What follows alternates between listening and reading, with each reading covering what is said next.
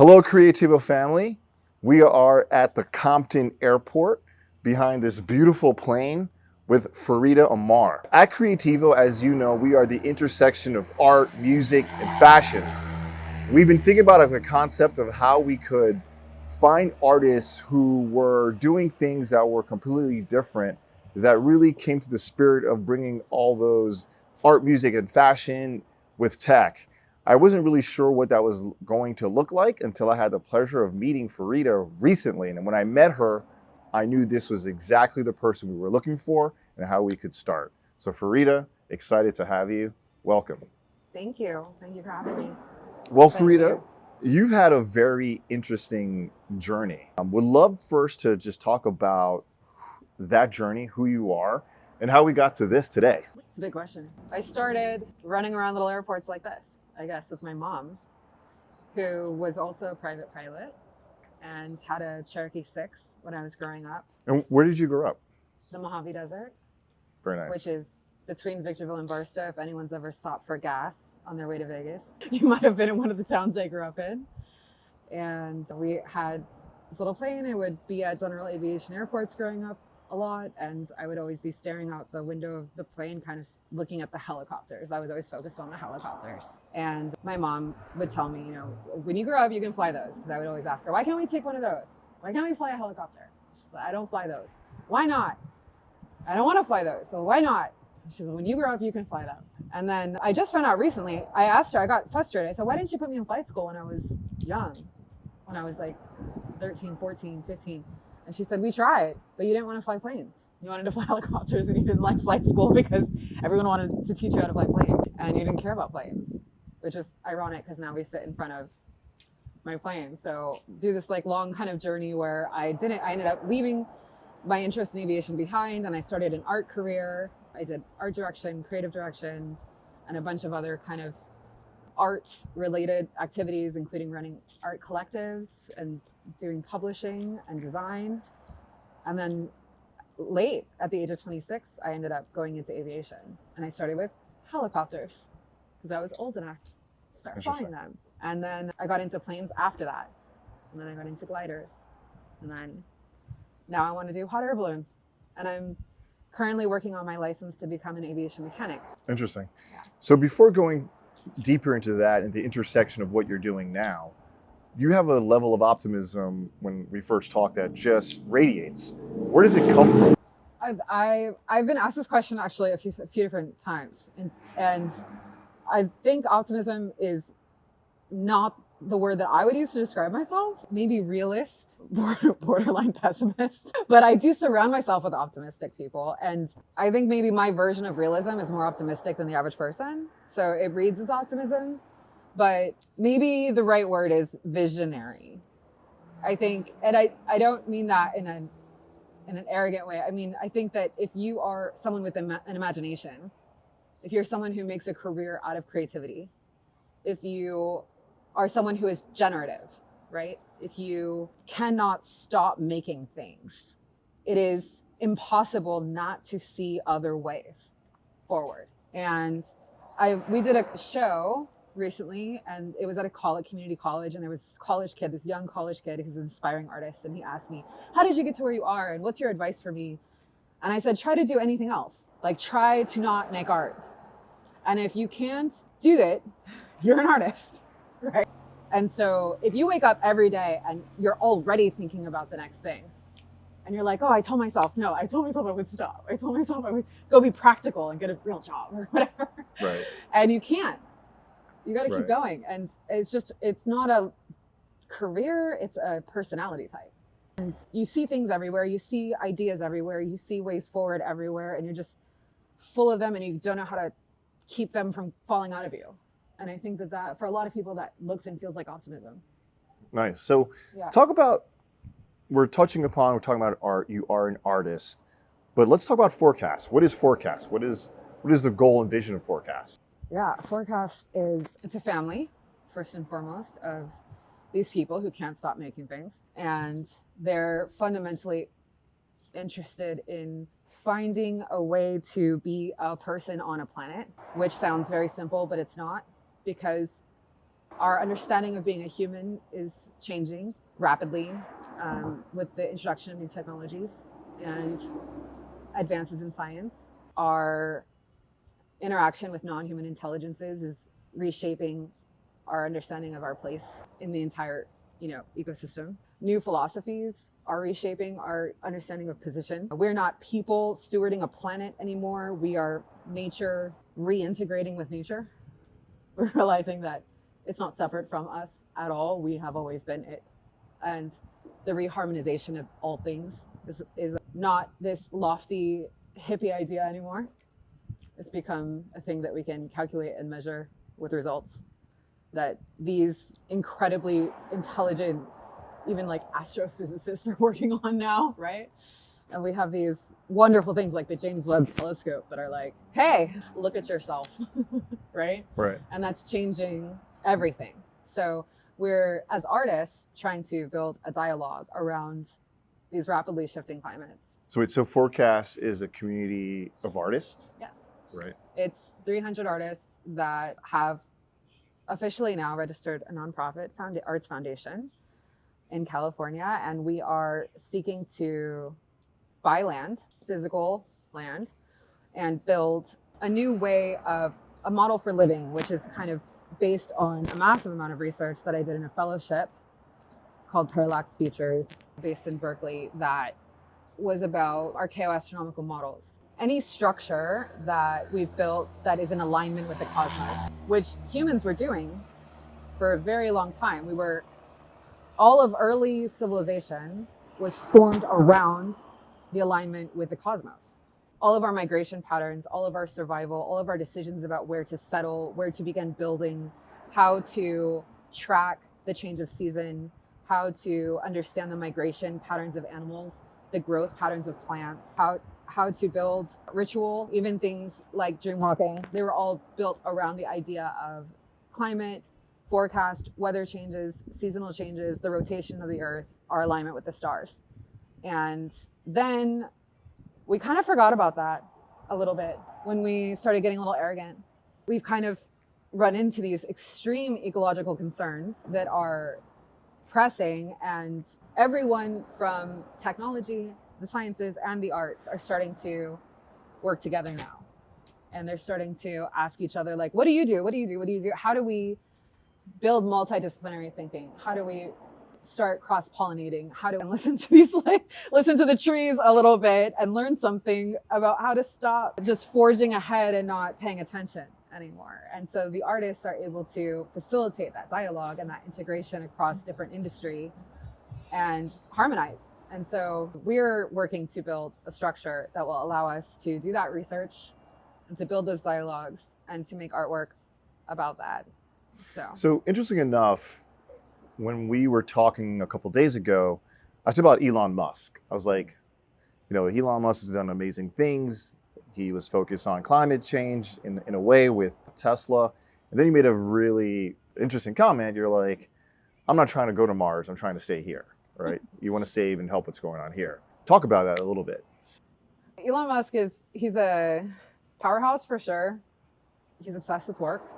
His work ethic is incredible. He's done a lot of things people said he couldn't achieve. There's some things he's done that they concern me, like throwing a car into space for the PR of it, like wrapping the whole Earth in 43,000 satellites in low Earth orbit. Not because of the technical advances, that part is cool, but because the fact that it's actual man-made space junk that's in low Earth orbit now that will blanket the planet. But talk about a little bit more about, I guess, your views on off planet?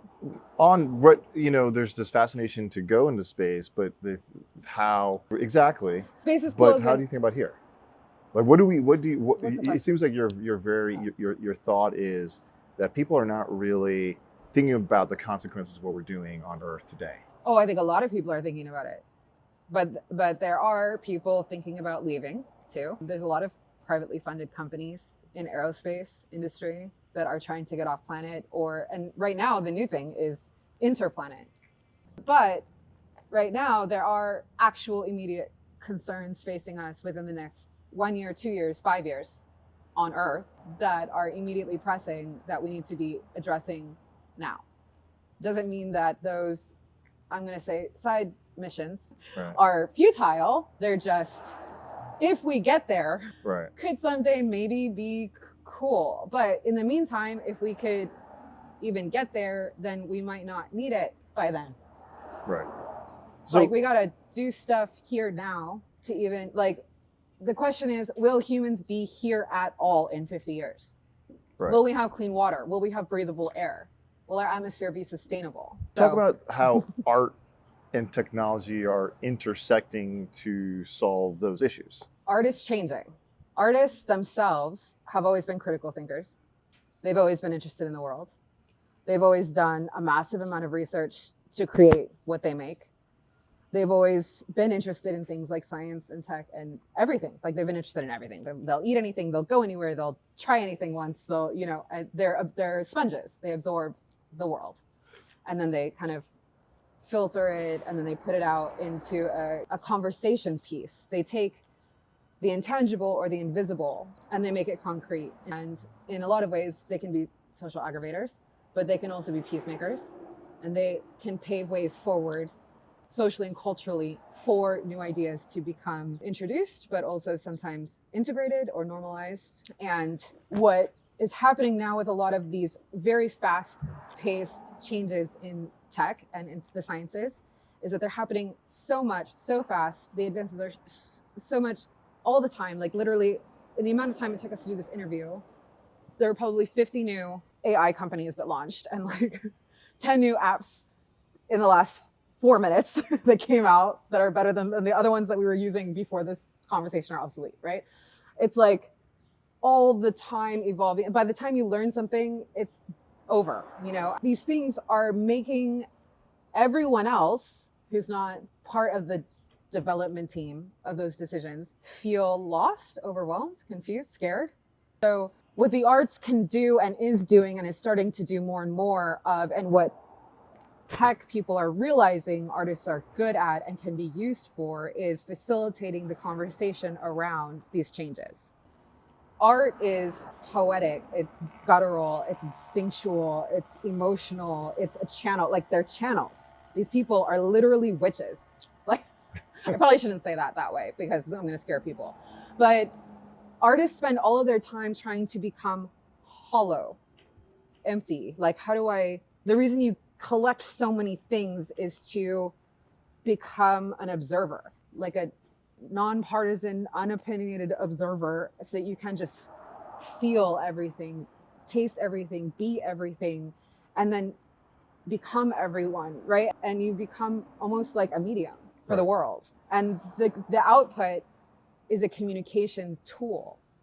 And so you're almost like a new language, a nonverbal language that is entirely emotional. And in many ways, this can be welcoming and grounding for entire societies. All right, so thank you for that. Mm-hmm. Can you give us a specific example of where you were successful in bridging your art and technology, and what were some of the challenges of that? There's a project that we do at Forecast that I'm the lead artist on, but I normally am not the lead artist on all of our projects because we have so many artists in the collective. But this one is called Atmospheric Drawings. It was one of the first efforts that we had to integrate art and aviation and art and physics at Forecast. And it began at a residency that I did in upstate New York at a program called Arts, Letters, and Numbers, run by a guy named David Garriston, who was the director of Cooper Union in New York. And he's super famous for interdisciplinary thinking. And there's a residency that they had called Listening to the Sky. And I went there as a contributing artist. And they're working with the Truant School, which is really specializing on air, the sky, and specifically clouds. And I went there and I said, what's the plan? What's the plan? I come from a creative director background, so I'm like, what's the production plan? What's the schedule? What are we doing? It's a 2-week program. And they were like, yeah, no, we're French. Just feel it, we'll see you for breakfast. I'm like, what time is breakfast? Oh, when you wake up. And I was like, what is this? And I was losing my mind because there was no structure. And they had to kind of deprogram me from the need to like have this equals this equals this, you know? And I brought them like, okay, these are my 50 ideas. This is my plan. This is my, and they said, yeah, no trash. Yeah, no trash. Yeah, no. And I was so annoyed. Like they didn't like any of my ideas. And they said, you're trying too hard. And I said, well, what do you want me to do? And they said, just feel it. Just feel things like an artist. And I was like, yeah, I don't know how to do that anymore. I haven't done that since I was 14. And they were like, find your 14-year-old self again and figure it out, you know? And so I did. I didn't show up to anything. I had no plan. I didn't come to breakfast. I didn't do anything. And then I started having dreams, like really weird dreams.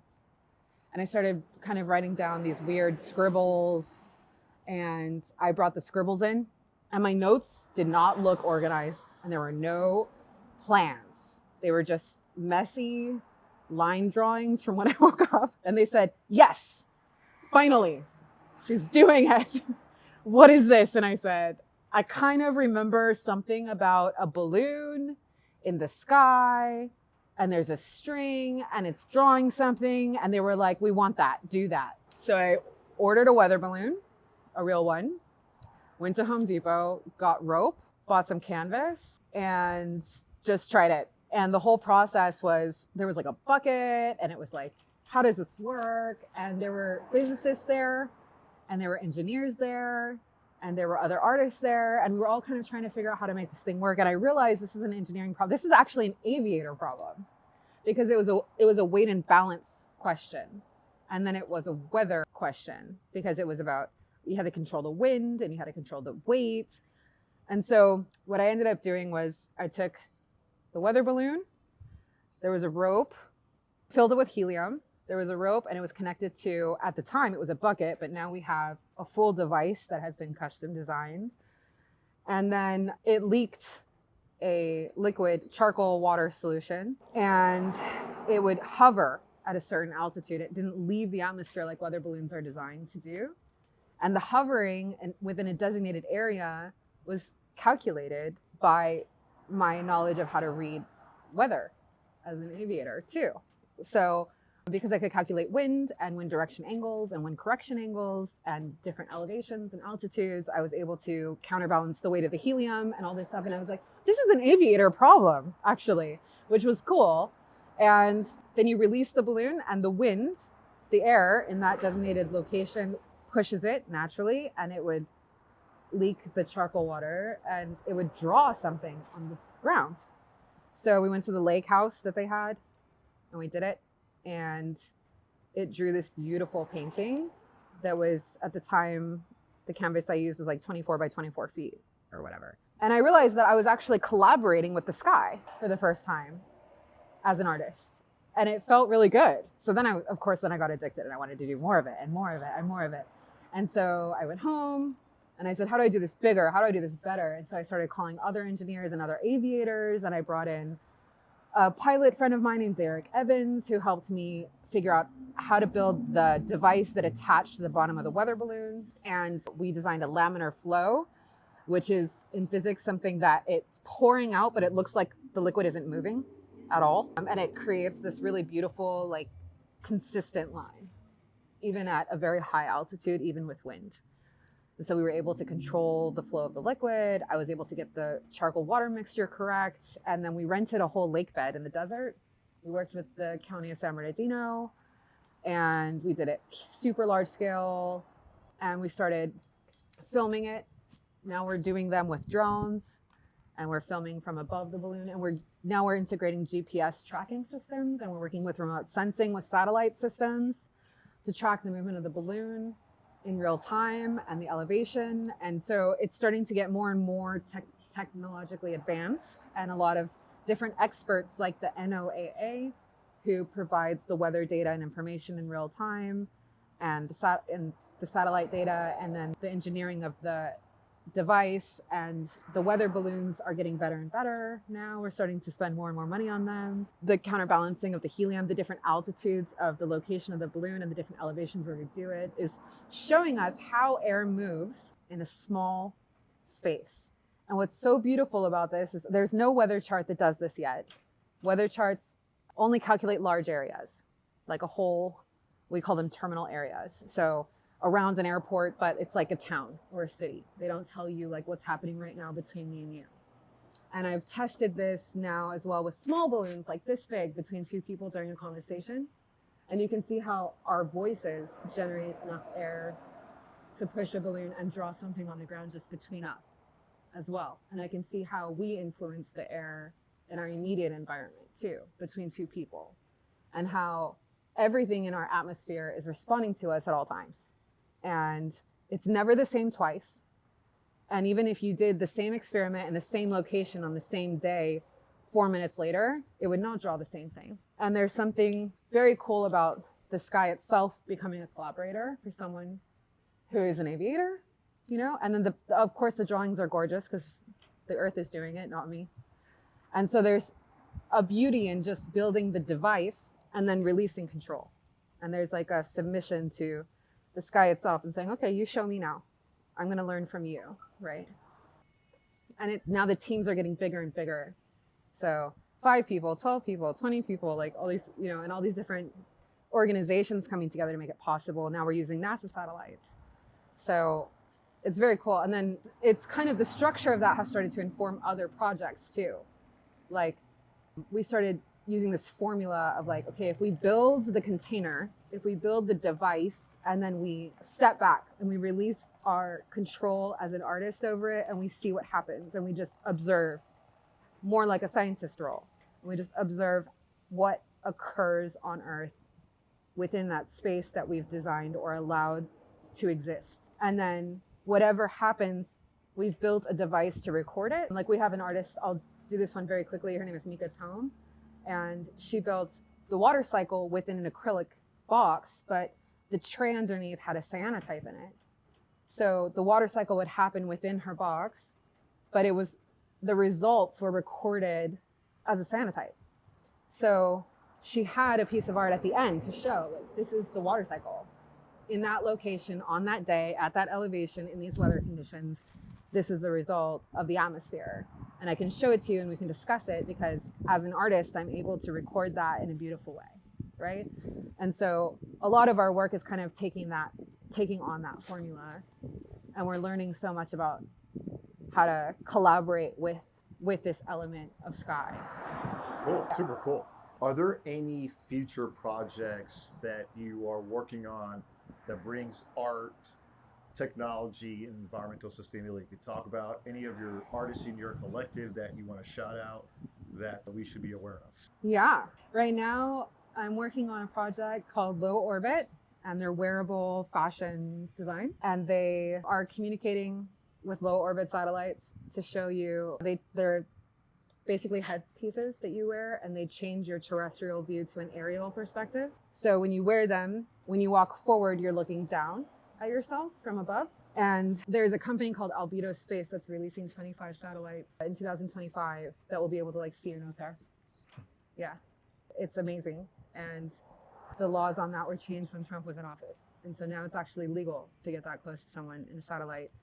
And because this is happening, there's a lot of fear around the idea of surveillance. But what it does do is it gives us the potential to have a personal relationship with the sky now. Because when we're watching the sky, like stargazing, Forecast is developing this idea of human gazing. The sky is looking back at you. So if I look at the sky and the sky's looking back at me, and I can develop these projects like Low Orb, where I can wear something that shows me what the sky is seeing of me. I can begin to understand what is happening between here and there through technology that is shifting my spatial orientation within my environment. And so it's kind of like when you got a backup camera on your car, and at first it was like kind of disorienting, but after a while you even stopped looking back. You just started trusting it.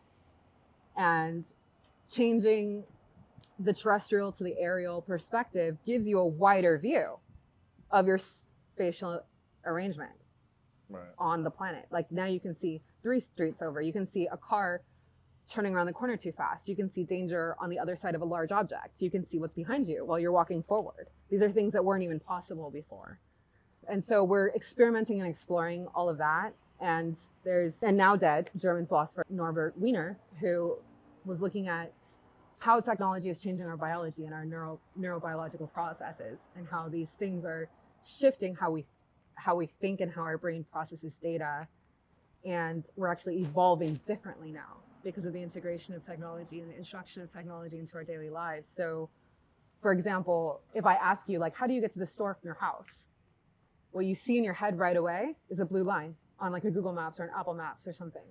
You don't see like first person terrestrial view, like the street, the tree on the corner, turn left, right? Like you did in the 80s and 90s or whatever, right?